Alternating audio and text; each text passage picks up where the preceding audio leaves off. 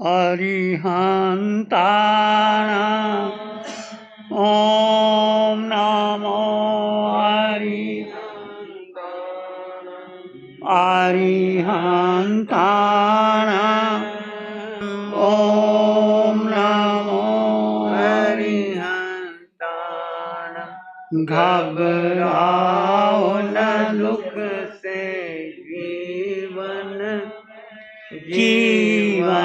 सुख दुख का मेला। घबराओ न दुख से जीवन सुख दुख शरणा ले लो अरिहंतों का। शरणा ले लो अरिहंतों का। क्यों करता व्यर्थ झमेला है। ये प्रभु सिमरन की बेला है। अरिहंतानां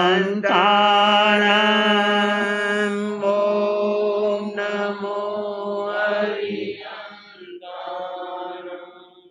अरिहंतानां ॐ नमो अरिहंतानां। नमो नमो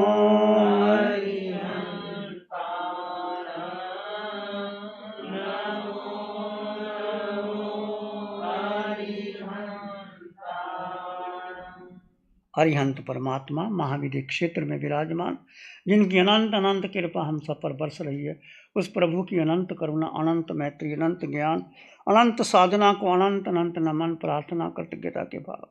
शासनपति भगवान महावीर, जिनका धर्म शासन, धर्म संग, धर्म तीर्थ में हम सब धर्म का अमृत पान कर रहे हैं, उस प्रभु की साधना को, प्रभु के ज्ञान को, प्रभु की मैत्री को, करुणा को अनंत अनंत नमन, वंदन, प्रार्थना, कृतज्ञता के भाव। प्रभु महावीर की वाणी उपासक दिशांत सूत्र के अंदर 10 श्रावकों का वर्णन आता है। वैसे तो लाखों श्रावक होंगे भगवान के, परंतु मुख्य 10 श्रावकों का वर्णन आता है। कितने संपन्न थे वो, परिपूर्ण थे। आनंद श्रावक, कामदेव श्रावक, और तीसरा आपने सुना चूलनी पिता। उनके पास कितनी 24 करोड़ की संपत्ति चूलनी पिता के पास, और विभाजन किया है उन्होंने। आप भी अपनी संपत्ति जो रखते हैं उसका विभाजन करना चाहिए, क्योंकि आपकी संपत्ति का अधिकार आपके परिवार के लिए है, संघ के लिए है, समाज के लिए है। साधु साध्वी आपके पास आते हैं, उनको कोई ऐसा आवश्यकता पड़ती है उसके लिए है, और या अपनी विवाह शादी पे पैसा खर्च कर सकते हैं, या देश के लिए भी कोई ऐसा कार्य आता है तो कर सकते हैं। तो हम देखते हैं वहाँ पंजाब की सरहंद के अंदर 2 बेटे कैसे गुरु गोबिंद सिंह के, उनको जिंदा दीवार के अंदर चला दिया था। कैसा क्रूर शासक था वो मुसलमान, कि तुम धर्म छोड़ दो जिंदा रह पाओगे, नहीं तो मुसलमान धर्म कबूल कर लो। उन्होंने कहा नहीं। ऐसी शिक्षा माता पिता के द्वारा दी थी कि जान चली जाए तो कोई हर्ज नहीं, धर्म को नहीं छोड़ेंगे।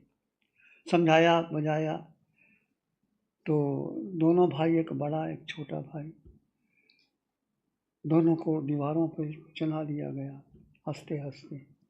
जैसे भगत सिंह को फांसी दे दी गई, और भी ऐसे देश के लिए जो शहीद हुए हैं। जब दफनाने का समय आया तो जगह भी नहीं दी किसी ने। उस समय टोडरमल का नाम आता है, टोडरमल जैन। हम उस जगह पर गए, देखा, टोडरमल की कोठी भी देखी वहाँ जो बनी हुई थी। तो उस समय उनको संस्कार करने के लिए सोने की अशर्फियाँ तुम रखो, और वो नहीं, ऐसे नहीं, ऐसे करके रखो सोने की अशर्फियाँ। जब ऐसे रखोगे, जितनी जगह ये अशरफियों की भर जाएगा, उतनी जगह मिलेगी तो उनको संस्कार किया जाएगा।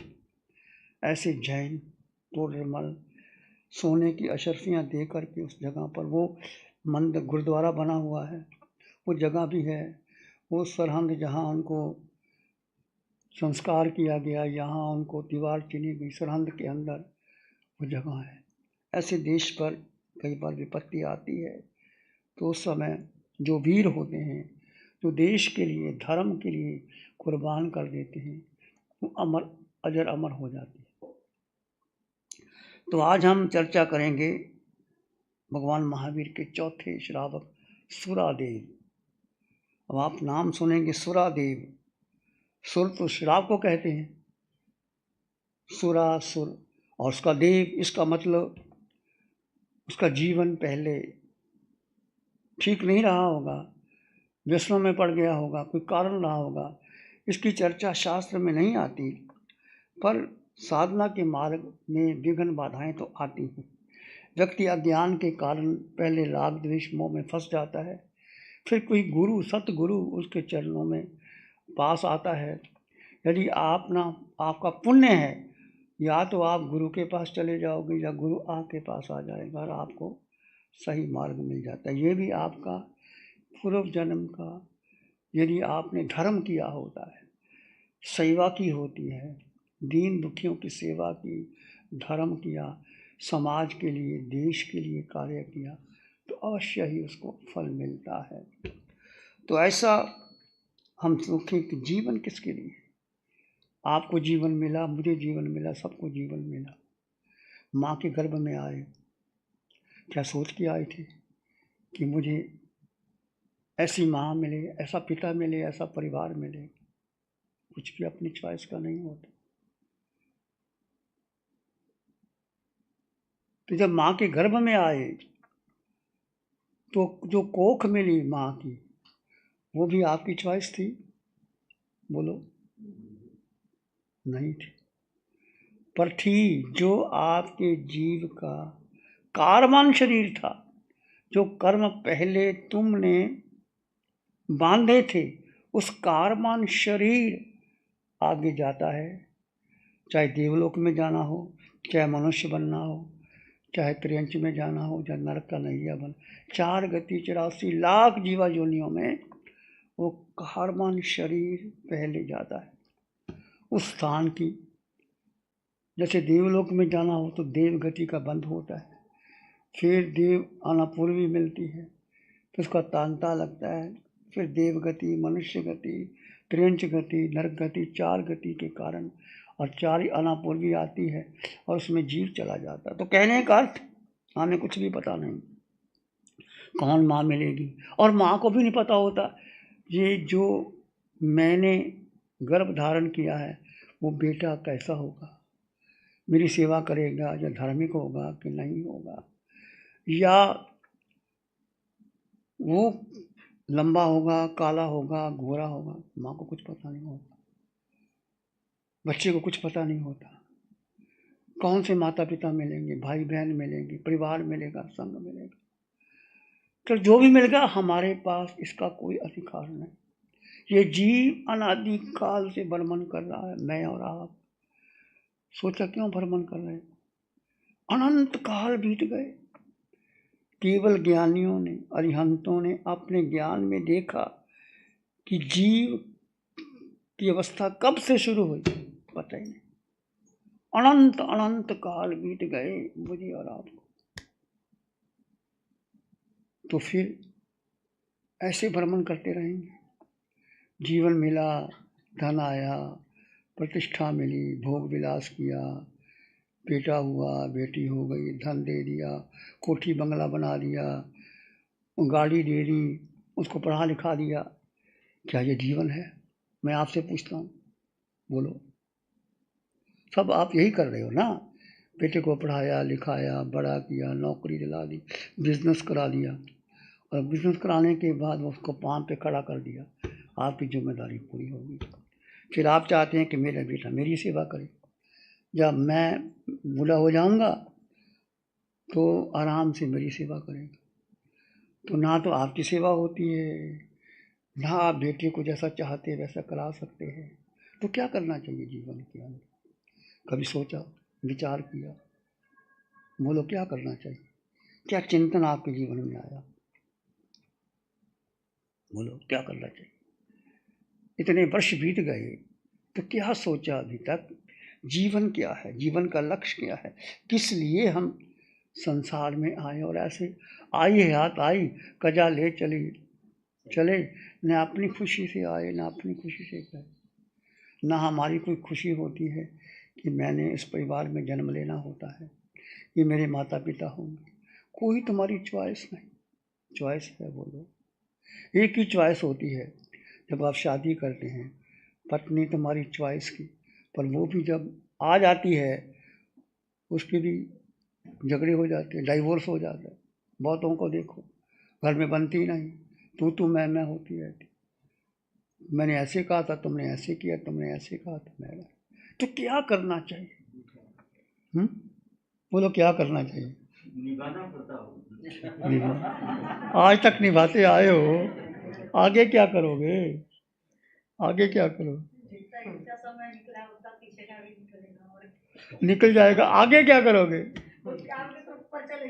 ऊपर जाके भी क्या करोगे? ऊपर भी कई देवलोक चले जाओगे, फिर वापस लौटोगे, मनुष्य बन गए, चलो अच्छा कुल मिल गया, फिर क्या करोगे? सोचो क्या करोगे?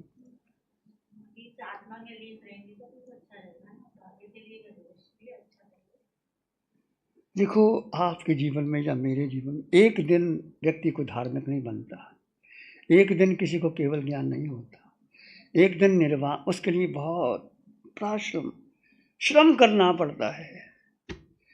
आप देखो बेटे को आप स्कूल में डालते हो, कॉलेज में डालते हो, पढ़ाते हो, डिग्री देते हो, नौकरी लगती, कितना समय लग जाता है? 10, 12, 15 साल लग जाते हैं आज बेटे को पढ़ाने के लिए, डॉक्टर बनाने के लिए, नौकरी के लिए, कोई फैक्ट्री खुलाने के लिए, तो 10, 15, 20 साल लग जाते हैं। तो आपने अपना जीवन बनाया, चलो ठीक है, जो हो गया बीत गया, जो बीत गया तो बीत गया। अब क्या करना है आपने? आपके जीवन माना सब कुछ हो गया, आपके परिवार में है, बेटा है, बेटी है, अच्छी नौकरी मिल गई, सब हो गया, आपने घर बना के दे दिया, गाड़ी बंगला भी आ गया, सब आ गया। उसके आगे क्या करना है?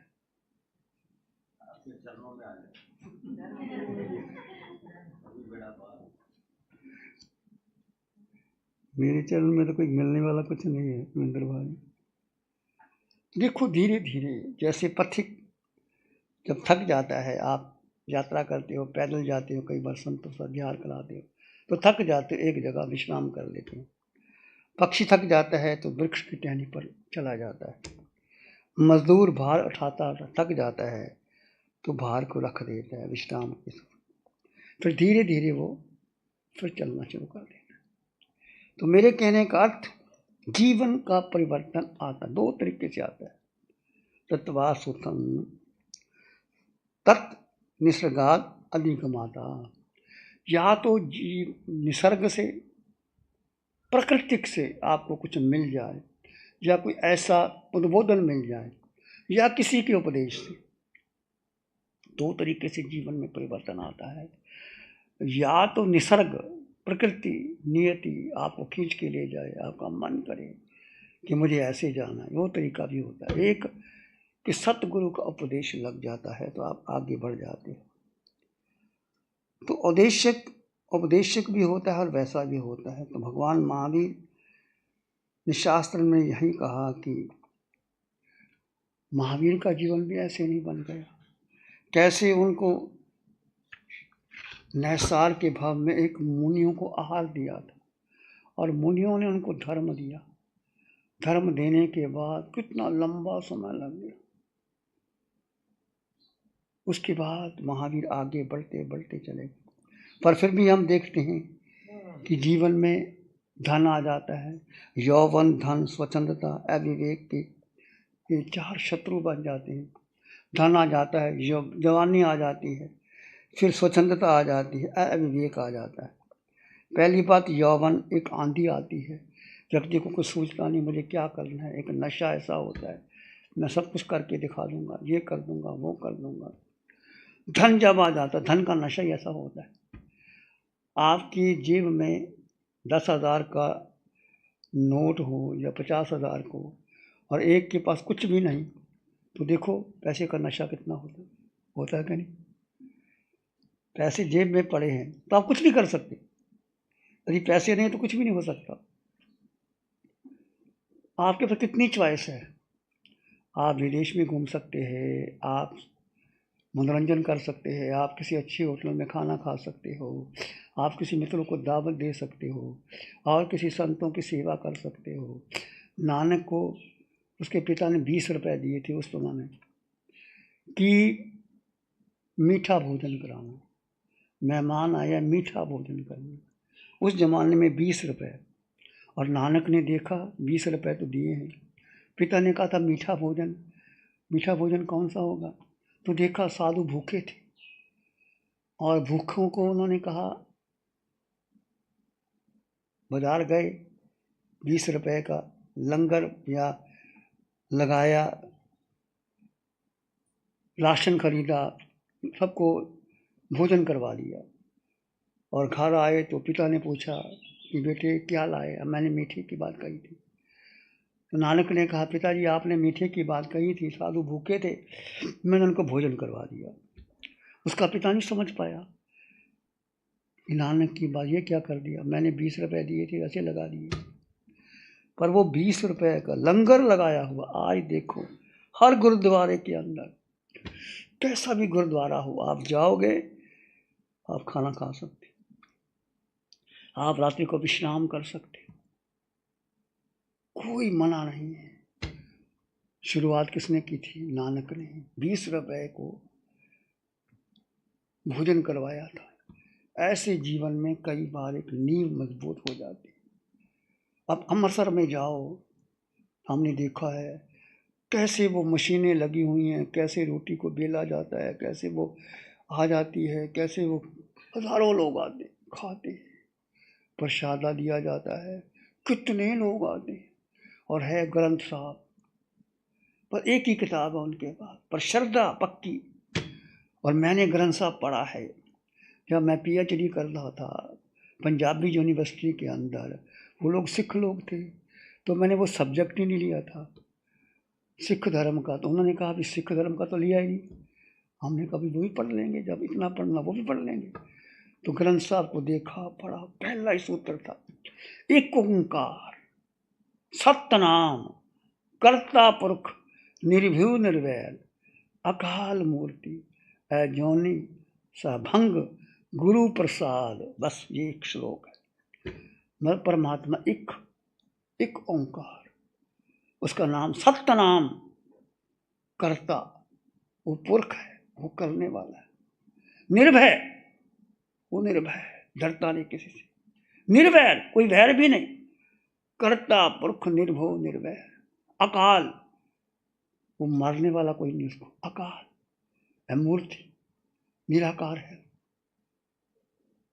अयोनि जन्म देने वाला कोई नहीं उसको।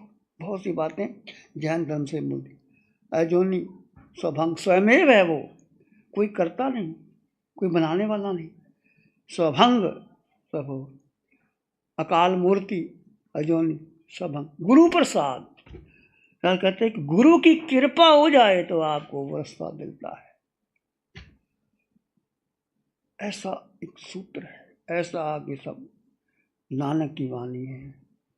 और पंजाब में देखो, गांव में जगह जगह गुरुद्वारा मिलेगा, 4 बजे उठ जाते हैं और एक पुस्तक है वो पढ़ते हैं, सेवा की भावना और श्रद्धा की भावना। गुरुद्वारे में जाओ, बड़े बड़े अमीर लोग, तुम आपने रख दो, जूते रख दो, वहाँ जाओ, सेवा करेंगे, सफाई करेंगे, पूछने वाले मिल जाएंगे। सेवा श्रद्धा की भावना बहुत है। और सिख धर्म ने देश को आज़ाद कराने में बहुत मदद की। गुरु गोविंद सिंह, गुरु प्रताप, गुरु तेग बहादुर ने 4 बेटे दे दिए, उस तक नहीं की। तो ये मैं बात कह रहा था कि कैसे जीवन बदलता है, धन आता है, धन का सदुपयोग किया जाए तो व्यक्ति बहुत आगे बढ़ जाता है। युवावस्था, यदि युवावस्था पर कंट्रोल ना किया, आप अपने बेटे को धन दे दो, सब कुछ दे दो, यदि आपने धर्म के संस्कार नहीं दिए तो समझो कुछ भी नहीं दिया। धर्म के संस्कार देना जरूरी है। शुरू में बेटे को धर्म के संस्कार दो, सिखाओ, पास में बिठाओ।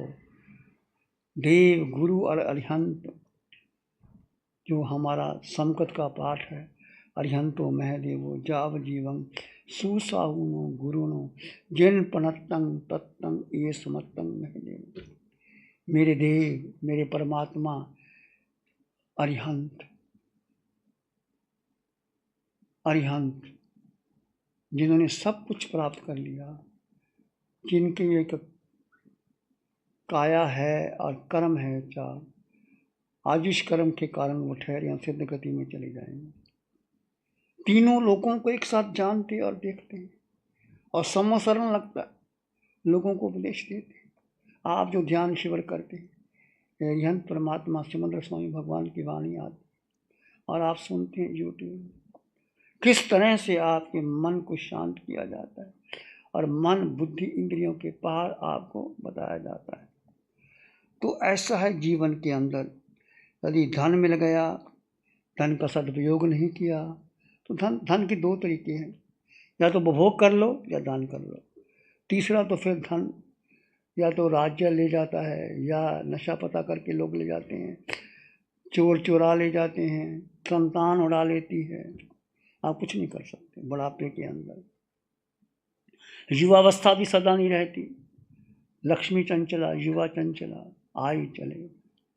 ये भगवान महावीर की वाणी कहती है, जब तक बुढ़ापा नहीं आता, जब तक इंद्रियां शिथिल नहीं होती, जब तक आदि व्याधि नहीं आती, ताव धम्मं समायारे, तब धर्म का आचरण कर लेना चाहिए।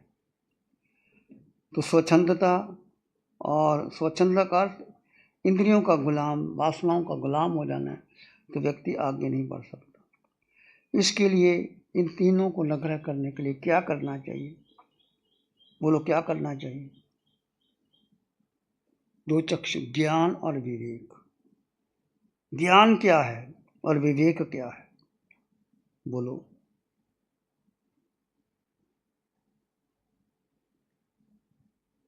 ज्ञान और विवेक में अंतर क्या है? बोलो क्या है ज्ञान और क्या है विवेक? कि दोनों एक ही हैं, ये अलग अलग हैं? मैं आपसे पूछता हूँ, बोलो। ज्ञान,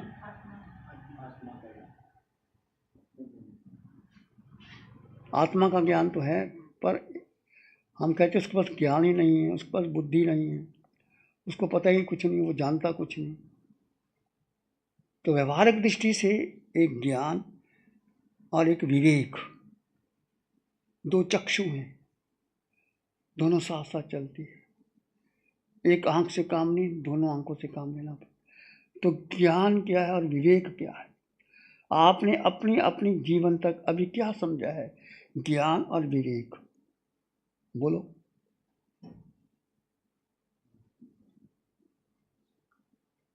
बोलो रवि भाई, तू ही बोल। ज्ञान किसे कहते हैं, विवेक किसे कहते हैं?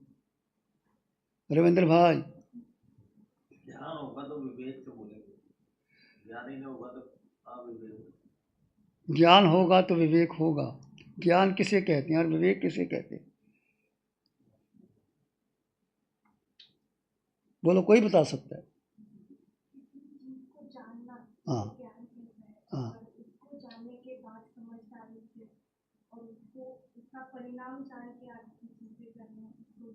उसका क्या करना? और कोई?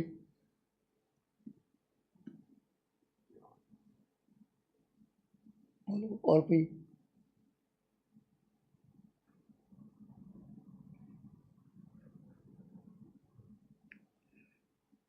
आपने उत्तर काफी अच्छा दिया है, ठीक दिया है। शास्त्रों ने कहा कि व्यक्ति को ज्ञान हो जाता है परंतु विवेक नहीं होता। ज्ञान क्या है? आप सबको पता है, क्रोध करना जहर है। क्रोध करते हैं तो क्या होता है? बुरा हो जाता है। जब कोई कारण बनता है तो क्रोध अचानक आ जाता है। बोलो आता है कि नहीं आता? आपको ज्ञान है कि चोरी नहीं करनी चाहिए, फिर भी आदमी चोरी कर लेता है। आपको क्या झूठ नहीं बोलना चाहिए, ज्ञान तो आपको हो गया, क्रोध नहीं करना, झूठ नहीं बोलना, चोरी नहीं करना, सारे आप जानते हैं, ज्ञान जान लिया। परंतु विवेक है हित अहित का ज्ञान, क्या ग्रहण करना चाहिए और क्या छोड़ना चाहिए। विवेक उसका परिणाम आपको पता है कि क्रोध आएगा तो परिणाम बुरा ही बुरा है। चलो माना क्षणिक क्रोध आ गया, उस समय यदि आपने विवेक लगा दिया, नहीं, एक व्यक्ति आया, उसने आपको गाली दे दी, मान ली गाली दे दी, थप्पड़ लगा दिया, और आपने भी गाली दे दी, आपने पत्थर बढ़ा लिया, तो क्या होगा? झगड़ा हो जाएगा, कुछ नहीं हो सकता।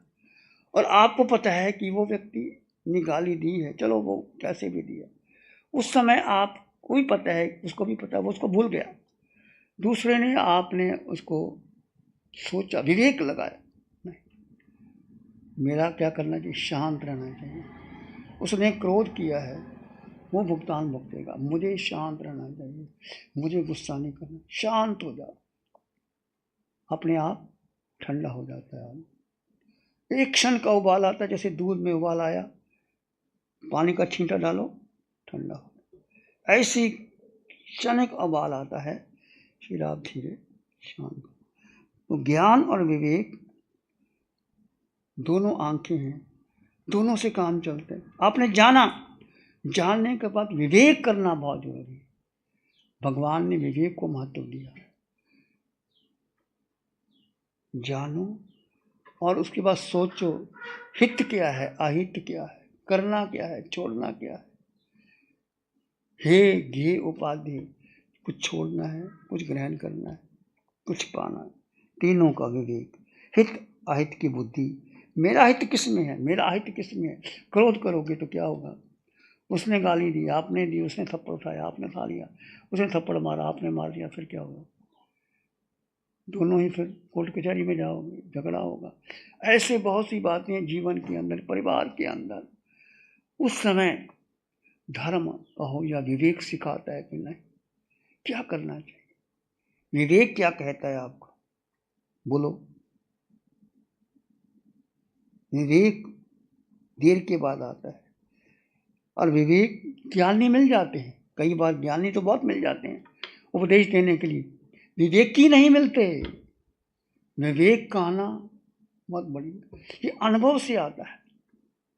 इसलिए हम कहते हैं परिवार के अंदर जो बुजुर्ग लोग हैं, जो आपके दादा है, दादी है, जिसकी उम्र 80 वर्ष के बाद होगी, वो घर के लिए, आपके लिए मार्गदर्शक होते हैं।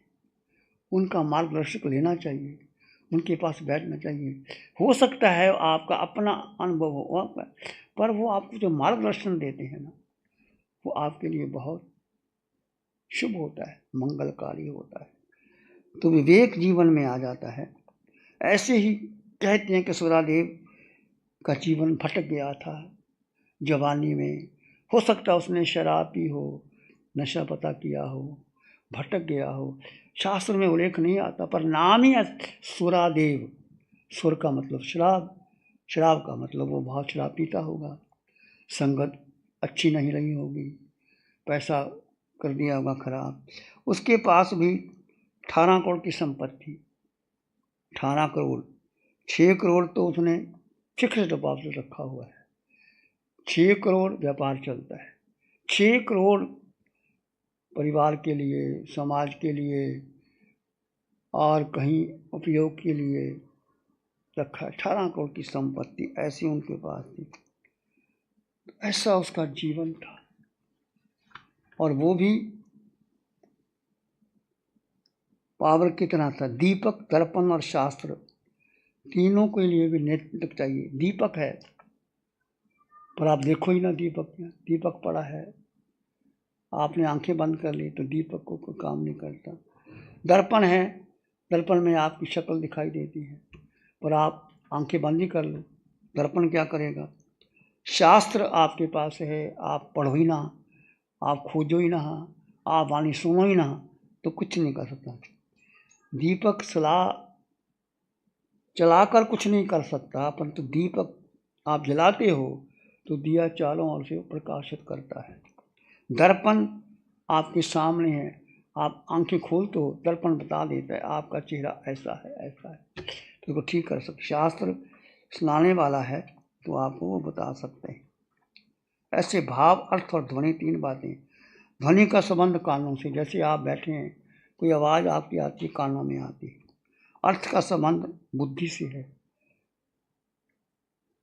और भाव का संबंध मन से होता है। ध्वनि, अर्थ और भाव तीनों ही आपके कान से, आपकी बुद्धि से और उसकी आवाज़ के साथ आप ना चलें, भाव के साथ चलें। आवाज़ का संबंध केवल कान से है, भाव का संबंध आपकी बुद्धि से है, आपके निर्णय से होता है। तो सूरादेव का जीवन का मोड़ आया, उसमें अपने समस्त दायित्व भगवान की वाणी सुनी। भगवान की वाणी सुनने के बाद उसने सोचा कि अब मेरे जीवन का अंत आने वाला है, मुझे यहाँ नहीं रहना। देखो, व्यक्ति कई बार दुर्व्यसनों में पड़ जाता है, बड़ी बात नहीं, पर कैसे कोई भगवान का या कोई देव का या कोई सतगुरु का या शास्त्र के द्वारा वाणी सुनता है, सब त्याग देता है, छोड़ देता है। अब मुझे लक्ष्मी नहीं चाहिए, बेटा नहीं चाहिए, पत्नी नहीं चाहिए, कुछ नहीं चाहिए। वो कैसे दीक्षा पौषधशाला में जाता है, वो साधु नहीं बनता, वो श्रावक बनता है। दो कैटेगरी थे। हम नहीं कहते कि आप साधु बन जाओ, पर श्रावक बन जाओ, अच्छे श्रावक बन जाओ। एक अच्छा श्रावक बनना बहुत सुधार देता है, बहुत आगे का निर्माण कर लेता है। और श्रावक अम्मा पीरों की भूमिका निभाता है। यदि साधु के आचरण में कोई सुधार नहीं होता, एक अच्छा श्रावक बीच में मीडिएटर बन करके दोनों को मार्ग दे देता है। और ऐसी साधुओं की दुर्दशा हो जाती है कई बार। अच्छा श्रावक जीवन में आ जाए, उसका जीवन सुधर जाता है। आचार्य भगवान आत्माराम जी महाराज साहब, कैसे उनका जीवन था। बचपन में माँ चली गई, दादी चली गई, दादा चला गया, छोटी सी उम्र, कोई लेने वाला नहीं। एक श्रावक ने देखा बच्चा कोई नहीं, उंगली पकड़ करके लुधियाना ले आया। लुधियाना लाने के बाद वो आचार्य मोतीराम जी ने देखा, उन्होंने उनका हाथ देखा, उनके लक्ष्य देखा, तो बच्चा तो बहुत होनहार है, छोटा बच्चा 10-12 साल की उम्र। बिठाया पास में, उसको समझाया। पढ़ाने के बाद उसको रुचि नहीं थी, तो उनको कहा गुरु ने कि अच्छा करो, तो मुझे पढ़ के सुनाओ, मुझे पढ़ के सुनाओ। अब पढ़ते पढ़ते रुचि जाग गई, शास्त्र में इंटरेस्ट आ गया। और ऐसे महान संत प्राकृत संस्कृत सूत्रों का जो संवाद किया, जो उन्होंने जो ऐसे आचार्य भगवान आत्माराम जी, पहले आचार्य जिनके पास ऐसी शक्तियाँ थी, लब्धियाँ थी, बहुत कुछ था। कैसा बचपन एक श्रावक लेके आ गया और कैसे जीवन बना लिया। तो बहुत कुछ भूमिका होती है श्रावक, इसकी चर्चा कल करेंगे। आप भी अपने जीवन को देखिए कि मेरे जीवन में अब क्या करना है। 20 साल, 30 साल, 40 साल, उसके बाद सब ले जाना है। जीव जब तक है, जब तक ये आयुष कर्म है, आयुष कर्म टूटा, जीव निकल के चला जाता है। फिर सब खड़े रहते हैं, जीव दिखाई नहीं देता, क्योंकि निराकार है। और जैसा कारमन शरीर लेके जाता है, वो गति बन जाती है आगे जन्म लेना। तो लक्ष्य जीवन का बनाओ। क्या जीवन का लक्ष्य बनाओगे आप? बोलो, क्या लक्ष्य बनाओगे? बोलो रविंद्र भाई, जीवन का लक्ष्य क्या बनाना है? बोलो रवि भाई, जीवन का लक्ष्य क्या बनाना है? लक्ष्य तो बनाओ, आगे मिलेगा, धीरे धीरे मिलेगा। कुछ तो लक्ष्य बनाया होगा आप। लक्ष्य एक ही लक्ष्य बनाओ, सिद्धा सिद्धि निर्वाण दिखाई दे, वान की समाप्ति हो जाए, मुझे सिद्ध गति में जाना है। मैं कई बार बोलता हूँ, छोटी सी पुस्तक जो रविंद्र हल्का ने लिखी है। मैं फिर दोहरा देता हूँ, मैं जीवात्मा हूँ, बोलो, मैं जीवात्मा हूँ, मैं जीवात्मा हूँ, मैं जीवात्मा हूँ, मैं जीवात्मा हूँ, मेरा घर सिद्धालय है, मेरा घर सिद्धालय है, मेरा घर सिद्धालय है, मेरा घर सिद्धालय है, मेरा घर सिद्धालय है, मेरा घर सिद्धालय है, मैं निश्चित सिद्धालय जाऊंगा, मैं निश्चित सिद्धालय जाऊंगा, मैं निश्चित सिद्धालय जाऊंगा। मैं निश्चित सिद्धालय जाऊंगा। इतना संकल्प कर दो, मैं जीवात्मा, एक जीवात्मा, बाकी सब कुछ नहीं। जितना संसार, जो पुद्गल का संसार, शिव मुनि का शरीर जी पुद्गल का है। शिव मुनि के जो परिवार हैं, संघ है, शिष्य है, श्रावक है, पुद्गल। जो तुम्हारे पास है, माता पिता बहन भाई, संपत्ति, धन संपत्ति, वो पुद्गल की है, तुम्हारी नहीं, सब जाने वाली है। जो जाना तुम्हारा है ही नहीं, और हमने क्या किया, उसको पकड़ के रखा। और जो जीव तुम्हारा अपना, उसको छोड़ दिया, उल्टा कर दिया। जीव, मात्र जीव, वो कहाँ है? तुम्हारे भीतर। 24 घंटे तुम्हारे पास है, और जा शरीर छूट जाएगा, जीव अगली योनि धारण कर लेगा, फिर अगला कर लेगा, फिर अगला, ऐसे अनंत काल बीत गए। बस एक ही जीवन का लक्ष्य बनाओ, कहीं रहो, मैं जीवात्मा हूँ, अष्ट गुणों से युक्त, मैं पूरे ब्रह्मांड में अकेला, एकत्व की भावना, कोई संगी साथी मेरा नहीं, सब छोड़ के चले जाएंगे, और मुझे सिद्धालय जाना है। मैं निश्चित सिद्धालय, संकल्प करोगे निश्चित पूरा होगा आपको। यहाँ नहीं होगा, महाविदेव में होगा। संकल्प करो कि महाविदेव में जाकर के ऐसी माँ मिले जो भगवान के शरण में ले जाए, और भगवान की वाणी सुनो। वहाँ तो केवल ज्ञानी है, अवधि ज्ञानी है, मन प्रयोग ज्ञानी है, पल पल पे दिशा देने वाले हैं। भरत क्षेत्र में कोई नहीं है, सब मिथ्यात्वी लोग हैं, भरे हुए लोग, डिगाने वाले। किसी के पास वो ज्ञान भी नहीं, और है तो लोग चलते नहीं उसके ऊपर। बस ये जो जीवन, इसमें आपको जो साधना मिली है, मात्र जीव, वो तुम्हारे पास 24, और करना कुछ भी नहीं। जीव ने क्या करना? खाना नहीं, पीना नहीं, कुछ नहीं करना। जीव ने अन्न का दाना ग्रहण नहीं किया, पानी की बूंद नहीं पी। जीव के माता पिता नहीं, बहन नहीं, भाई नहीं, गुरु नहीं, शिष्य नहीं। जीव अकेला, अकेला ही जाएगा। वो तुम्हारे भीतर है, और जैसे को देह मिलती है चला जाता है। ये जीव कैद है इस देह में, इसको मुक्त करना है।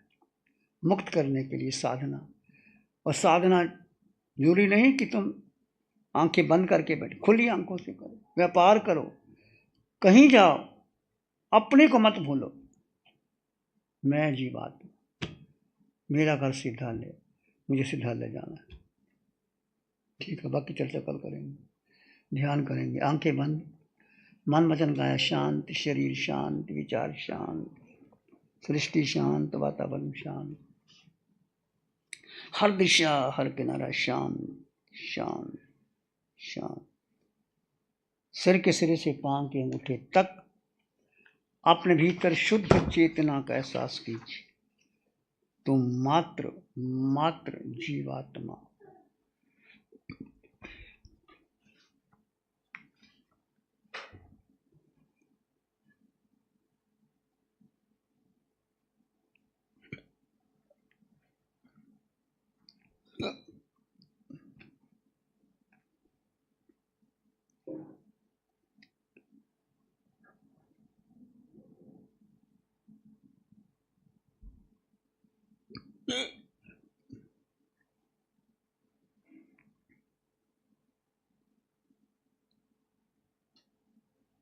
इस आकार में निराकार आत्मा, शुद्ध आत्मा, संपन्न आत्मा, परिपूर्ण आत्मा,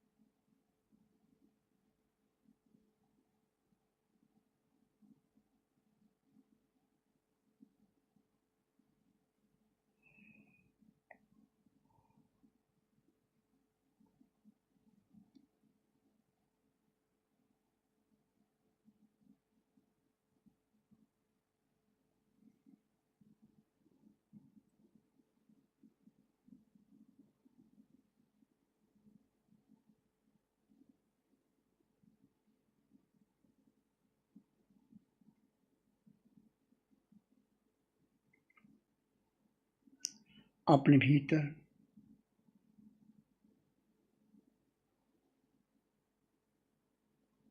उतर जाएं। विचार आए तो आने दें, जाए तो जाने दें। तुम मन नहीं, तुम बुद्धि नहीं, तुम इंद्रियां भी नहीं, मात्र जीवात्मा। सिर के सिरे से पांव की अंगूठी तक एक जीवात्मा, तुम जीवात्मा, अष्ट गुणों से युक्त जीवात्मा, अनंत ज्ञान, अनंत दर्शन, अनंत सुख, अनंत शक्ति संपन्न परिपूर्ण आत्मा।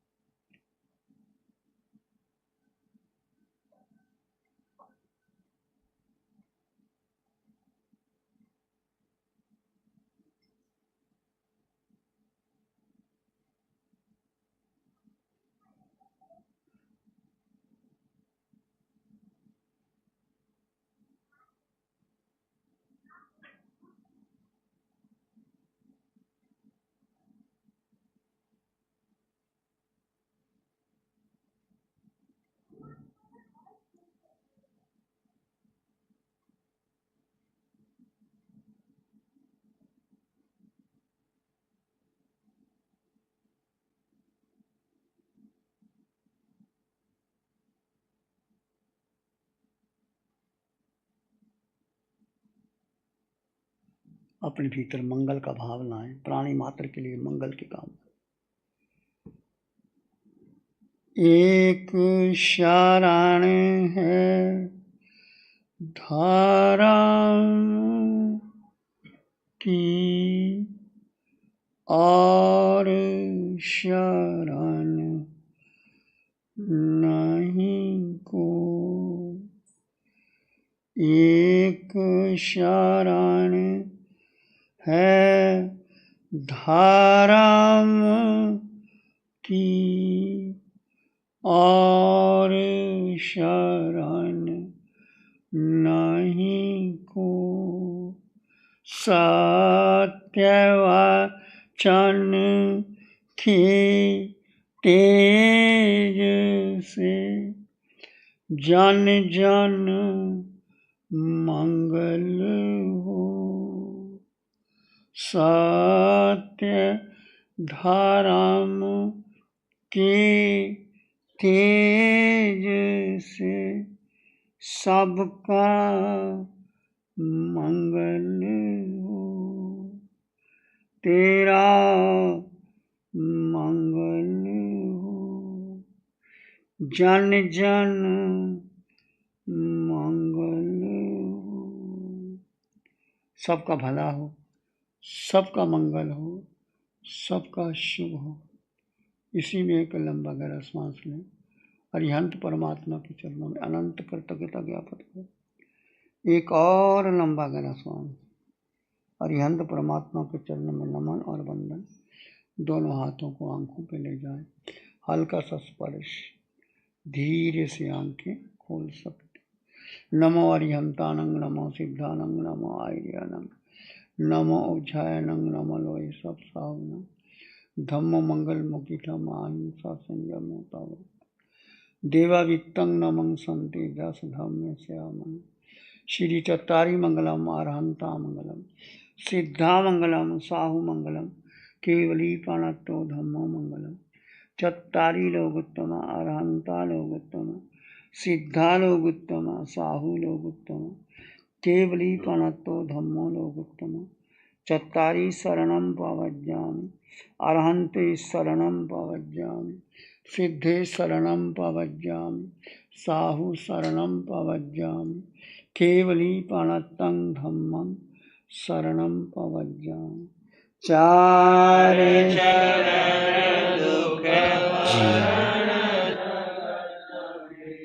और न शरण कोई, जो भव्य प्राणी